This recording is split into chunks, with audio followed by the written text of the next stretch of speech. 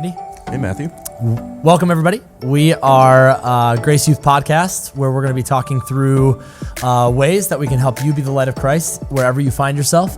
Our hope is to train and equip students to know and own their faith based on evidence. And so we just finished a God and Science series. We had a Q&A, which is on our YouTube channel. We also literally just finished recording. We're literally wearing the same clothes. Yep. We changed the background though. Okay. We just finished recording the remainder of the questions that we had there. We'll link those videos in the description below. But we wanted to take a second and kind of take a deep dive into consciousness. And the reason why is, well, actually, I don't even know why. You want to just help us out Sure. here? Why are we talking about consciousness? So one of the questions was, what other arguments or evidence point to God's existence? And one of the big ones is there's a really powerful argument for consciousness. So, for example, Lee Strobel's book, Case for Creator, he's a whole chapter on consciousness and how there's findings from neuroscience, from fMRI technology, suggesting that you aren't just a blob of meat that can think. There's something more going on there. So every worldview has to answer a number of origin questions, like how things came to be. One is why is there a universe? Why is there something rather than nothing? Why is there life? How do we go from rock and water and mud and all that to meat? To meat, and then but why does that meat think? Why does it ask questions like why am I here and how did I get here? Why is there consciousness? Philosophers of mind really struggle with answering this question because it's a very surprising feature of reality. Interesting. That why do we have minds? Why are we conscious? Why is that a feature of reality? It's utterly surprising, unexpected on any kind of naturalistic framework. So Fascinating. Okay. we are going to talk briefly about consciousness and how that that is something that might be best explained by God over the other alternative theories that are out there. Yeah, that's perfect because sometimes, and this was one of the questions, was how do I talk to my friends about some of these ideas? And this would be a really great way to go because you said in our last discussion that it doesn't get a lot of airtime. Doesn't. And I think just as a raw thought, I think it probably doesn't get a lot of airtime because not many people understand it. And so it could be overwhelming to be like consciousness. Yep. And so I think what's really cool about this is that it could be a pretty amazing, like keep this in your back pocket kind of an idea, because most people will be like, well, yeah, because we're just this, right? In fact, one of our questions was, could a brain make consciousness itself, or does that come from God? And then it has a little parenthetical statement here in parentheses. It says, if you built a brain in a lab, could it have consciousness? And this is a big question right now because of artificial general intelligence, transhumanism, this idea of getting beyond our humanity. So there's what's called that artificial general or AGI. There's an event called the singularity that some transhumanists predict one day computers will get so complex, so sophisticated that they will become conscious. Yeah, there's even a movie about this. What was there's a whole bunch of movies. There's a whole bunch of movies. Like even there's Terminator. There's or even the idea of the Matrix, of putting your consciousness into a machine so you last forever. That's another one. Yep. There's downloading your consciousness into a machine. Right. They did that in Marvel. That's what it was. They did in Captain America 2. Winter Soldier. Winter Soldier. They did that. It's an older TV show called Alias. Oh man. A character Arvin Sloan had his consciousness dumped into a computer, and on and on what and on. What a throwback! All of our parents are like, "Yeah, I grew up watching Alias." But if you're interested in this stuff, there's a really good book that just came out this month called Fake ID by an apologist named Abdu Murray, where he goes into a lot of this, the whole artificial intelligence and Christianity. Did you help with that? I helped him with some research for that, yeah. Nice, that's awesome. No big so buy his deal. book. That's a help Bob do out. Shameless plug. I'm sitting next to a guy who I get no helps royalties, write a book. but no, it is a great book. I'm proud to have been a part of it, and I think it's really, really helpful in meeting a need. So the short answer to this question, I think, is no. Could a brain make consciousness itself? So can I say a few words about? Yeah. So first off, what is consciousness? Consciousness is what you're aware of when you introspect, when you look inward. It's your own self-awareness. Okay. You can lose it, right? If you're playing baseball and you get hit by a line drive in the head, you get knocked out, you've lost consciousness, you wake up, you regain consciousness. Whoa, wait. So isn't sleeping a loss of consciousness then? To a point, yeah. Now you could be dreaming, so there's you're right. Hopefully they're pleasant dreams, but yeah, consciousness is what you're aware of when you introspect. Your mind's still there. It's just it's dormant. It's resting. there are three views, well, actually four views, on how to explain where does consciousness come from. So I'll unpack them very, very quickly. The first one's called physicalism, and it's just the idea that you are a brain and a brainstem. That's it. And consciousness is actually a con game your brain plays on itself. Consciousness, in other words, is an illusion. It's a simulation. Yeah. There are real philosophers and people who think this. And but that's just hypermaterialism, right?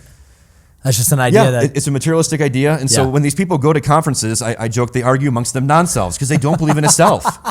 There are thoughts without a thinker.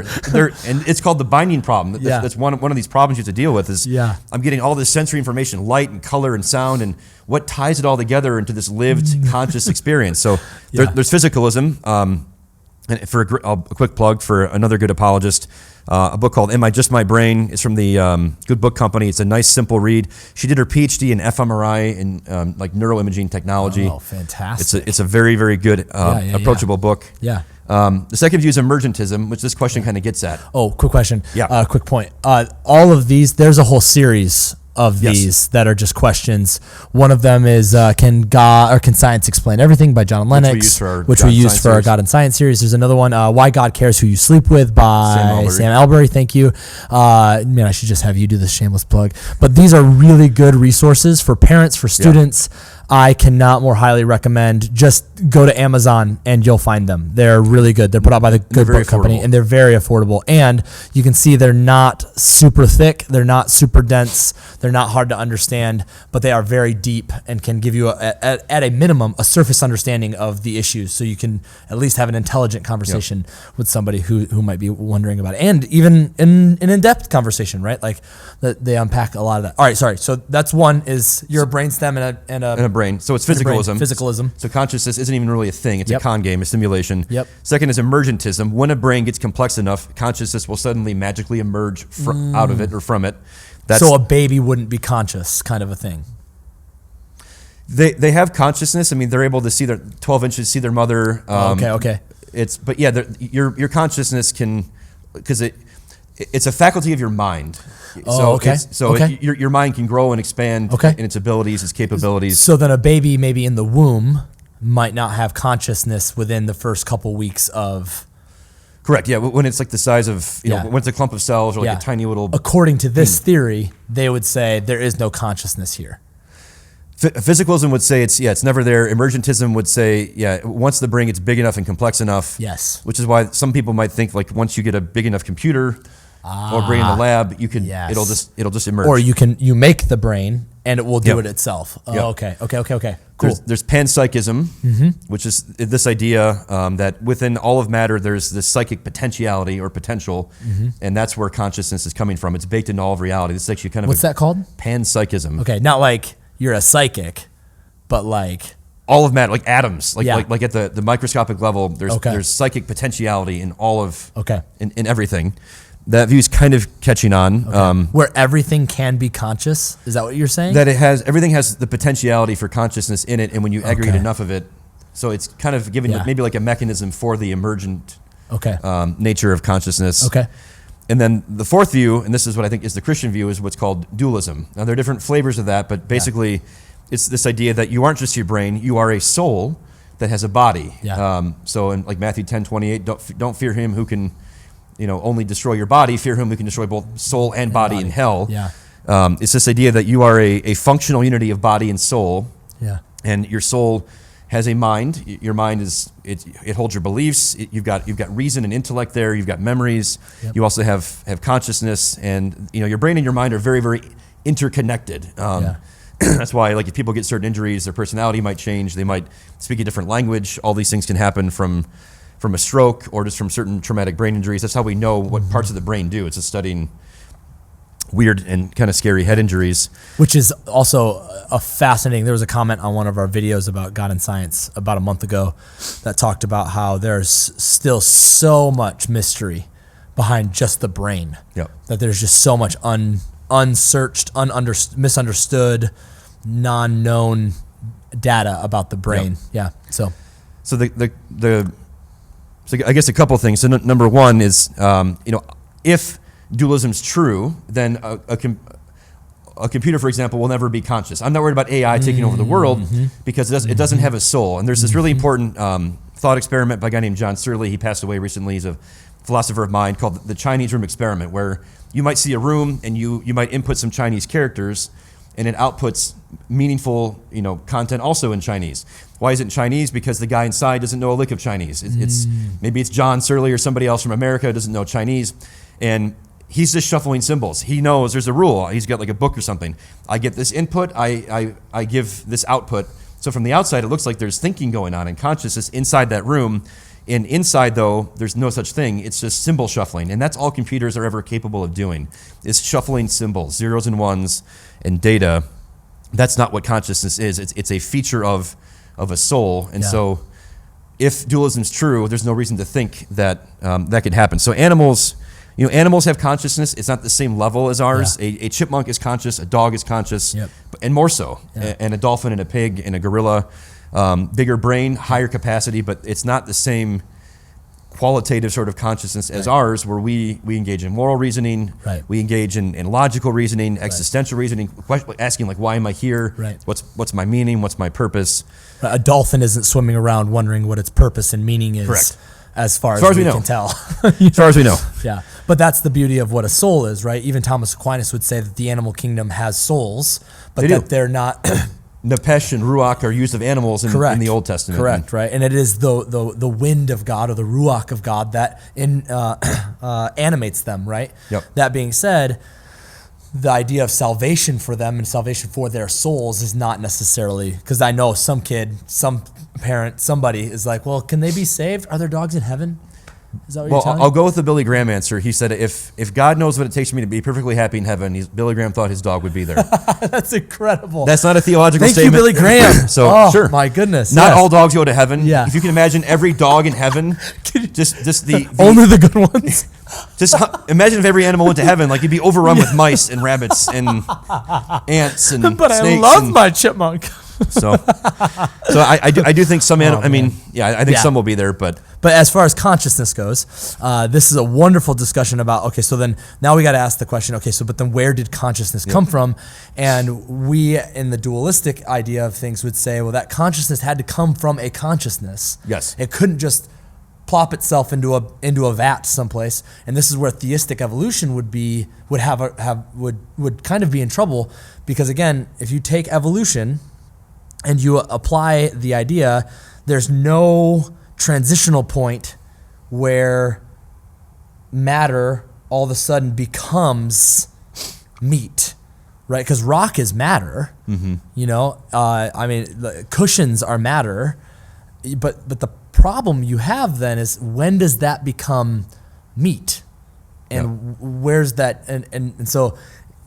And then when does the meat start thinking, and that's and then when does the thinking become moral? Yeah. Right. So there's even a little bit of a gap in between there, right? Because mice, there's and dogs, base thinking, and cats and then there's, think, and then there's us, right? And if we're taking the evolutionary idea again, monkeys can think, but why did we make fire, right? Like, what separated that? And there's just a lot of questions around that. Why did we continue to quote unquote evolve with an unguided, unmediated, unpurpose-driven idea, and everything else didn't, right? Yep. But yeah, to explain consciousness, I think fundamentally that needs to come from something else, an eternally existent conscious being, and that's very naturally and only God that we could look to. Now the question is, well, why should we believe dualism? Yeah. Why should we believe that? See, that's what's really going on, is that consciousness is this very non-physical thing. With science and the study of nature, and we talked about being like a naturalist or a materialist, all you have is nature, and you have this very non-nature-ish thing. Yeah. Trees and water and rocks and cells are one thing, but thoughts and ideas and... Well, that's the idea of personhood, and that's why we describe the God of the Bible as a personal God, right? Or a person. Tripersonal God. Tripersonal God, right? And the reason why we say that is because he endowed personhood into, when he says, let us make man in our own image, right? And the discussion of what does it look like for us to be in the image of God, I think one of them is fundamentally personhood. Because that's what differentiates us from, and again, we're one of two things within creation that are set up to rule, right? The sun and the moon are set up to rule the day and the night. And we were set up to rule the earth, right? Yep. The only two entities in the creation account that are given the ability to rule and dominate, right? Yep. And so what does that mean for us? Well, that means there's got to be a personness to us Yep. That allows us to think, be conscious. And would you agree that that's when the Christian would say that's when consciousness came into humanity, was when God said, let us make man in our own image? Yeah, I mean, I think the animals that were already pre-existent before Adam and Eve, before the first primordial couple, they were conscious, but it's not the consciousness that we're really interested in talking about. This sort of agency of moral and rational and deep questions of right and wrong and meaning and purpose and agency and being God's agents and representatives here on earth to exercise dominion and go subdue and fill and all that. So. But the question, the skeptic will push back and say, well, we don't need God to explain consciousness. And so it's like, why, you've got those 4 live views, why should we reject the other 3? So I'll expound a little bit on this, because this one gets a little bit, this is maybe where it doesn't get the airtime because of this kind of argument. So there's a guy named J.P. Moreland. He's at Biola, brilliant philosopher. There's another book, I don't have it here with me now, called The Soul, How We Know It's Real and Why It Matters. It's another nice, simple primer, but he lays out a test. It's from a guy named Leibniz, and if you know that name, he was a philosopher, and he invented calculus with Isaac Newton. And he had a test. So he's kind of smart, Yeah, he's not a total moron. He's in a whole field of math, but on those other 3 views, you are essentially just your brain, and so we can ask, am I just my brain? Is my consciousness, is my mind just my brain? Yeah. That's like saying X equals Y. X is brain, Y is mind. Well, if X equals Y, then everything true of X should be true of Y. And if you can find things that's true of one but not the other, it means you're not just your brain. Your mind is something fundamentally different. Oh, interesting. It's called the law of the indiscernibility of identicals. It's a mouthful. It's not a helpful name, but it's basically saying if mind equals brain, everything should be true. That's true of one should be true of the other. And if you find incongruities, things that don't line up. Because I understand the name now. Sorry, because the law of identity says that A equals A, right? And so that's duh, right? So Randy equals Randy, Matthew equals Matthew. Like that's what I am. That's my identity. That's the reality of what it is. God equals God. You wouldn't say Matthew equals Randy because we're not the same. And so what it's saying is that X if X equals Y and that brain equals mind, then they both must be the same. And if you can find things that are not the same, then it must be different. Yes. Got it. And that's where the argument runs. Just to touch on a couple of things. I mean, one of these comes from neuroscience. They have found, I forget the guy's name, but he's not the only one to have written about this. There are other Christian neuroscientists that have, where, for example, you might open up somebody's, safely, cranial area, and my brother actually had that surgery. And they'll zap you. And your hand will move, and they'll ask you, was that us or was that you? And the patient will say that was you. Their hand's moving. So there's this sense in which there's volition, there's will, there's something about the mind that I will my hand to move, and that can be made to happen through zapping a part of my brain. And one other, there are more, but one additional thing would be the idea of what's called intentionality or aboutness. That our thoughts, our beliefs, our sensations. So I mentioned Thomas Nagel, an atheist. He wrote a really famous paper, I think in the 70s, called "What It's Like to Be a Bat." Because there's an aboutness of experience that's subjective, that's not physical. So, for example, if you have an expert on blindness, or on sight, but she's blind, right? She might have an encyclopedic knowledge of sight, the eye, color, how it all works, but she's never had the experience of seeing. So you're telling me he didn't hang upside down in a cave? No, in Gotham City. Wow. But there's something about that subjective experience of pain, of whatever it might be, and our thoughts have an aboutness. They're about something. Propositions are about something, and they're real. And so all these things, like the aboutness, the subjective experience, the intentionality of thoughts, these are all things that aren't physical. But seem very real based on experience. So that's something that's true of the mind, but not the brain. It has these things, these thoughts, these propositions, these subjective experiences. And again, you've got this idea of a will. Another one would be, if we are just our brains, then determinism's true. Everything about you, everything you do, you think, you believe, you feel, it's all determined. It's all driven by environment and by DNA. Because there is no you. There's there's thoughts without a thinker. Right. There's no real personhood. Like you joked, they go and argue amongst them their non-selves, right? Yep. Yeah. So that there seems to be, and that doesn't seem to be how reality is. Right. Our justice system assumes people have free will. Right. The choices we make, the things that we do and say and hold people accountable to. Right. All that seems to be, built on the very reasonable, ordinary, common sense assumption and really lived experience that we have agency, we have free will. Yes. So if we're just our brains, and one last thing is just like, again, our mind, our thoughts, all these, your brain is located in space. You can study it. You can get out a measuring stick. You can weigh it. You can't do that with the mind. I can't point to your brain and say Matthew's memory of being 8 and breaking his arm is right here. I can't say his memories are here. I can't say his thought is just right so we're clear, here. I didn't break my arm when I was like 8, but it's a great example. So I snapped my shin in 8th grade, though. Yep. Nice, dude. Close. Close. I figured there was some injury lurking in your past. Given how athletic you are. Wait, if I'm so athletic, how did I break my leg? That's the question. Somebody was playing dirty. The ref wasn't looking. Yeah, it's a long story.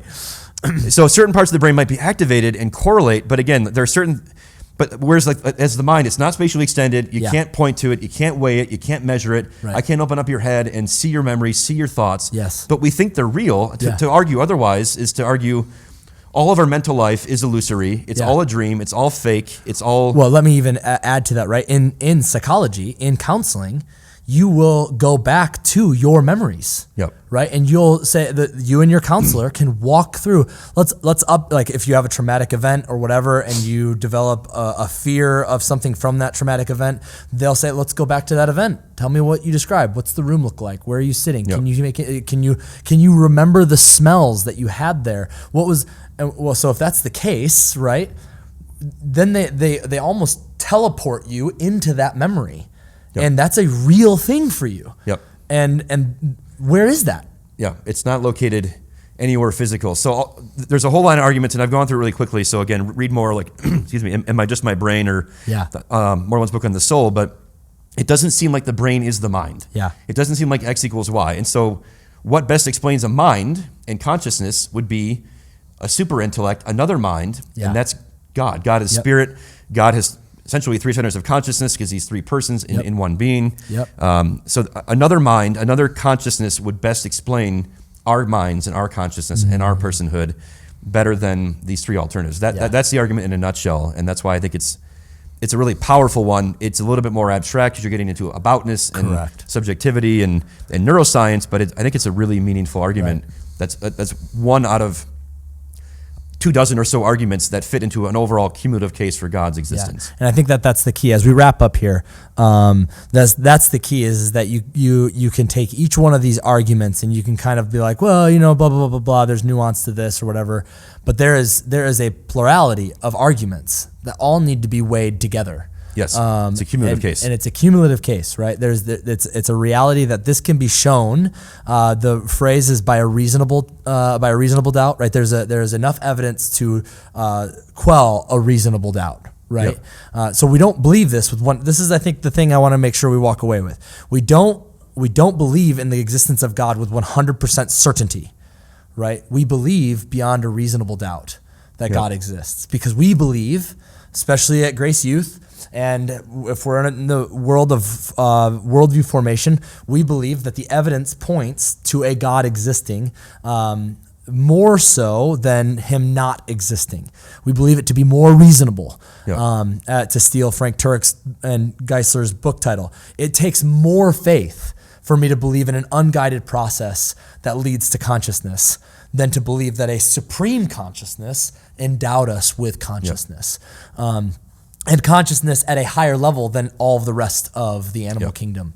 Definitely. So, like we said, this is was extremely deep for me, but it is a surface level discussion of the idea of consciousness, and so there's plenty more to dialogue about and discuss in that. But Randy, thank you so much for all that you've done, and my pleasure. And it's always fun to have to sit here and talk to you. Likewise. It always reminds me of just exactly how much I don't know, which is why I love talking to you. So you need to have people like this in your life because, man, when they sit down down and you're like, I need to go look up like 5 words that you just said. Like, what's the non-spatially oriented? What was that? I don't even. Oh yeah, the mind is not spatially extended. Spatially extended. Yeah. Doesn't take up space. There's got to be an easier way to say that. Anyway, hey guys, thank you so much. Remember, like and subscribe, and we will be back later with other discussions about human relationships, the evidence for the resurrection, and the like. So thanks so much for joining us, and we'll see you guys soon. Pound subscribe. Boom.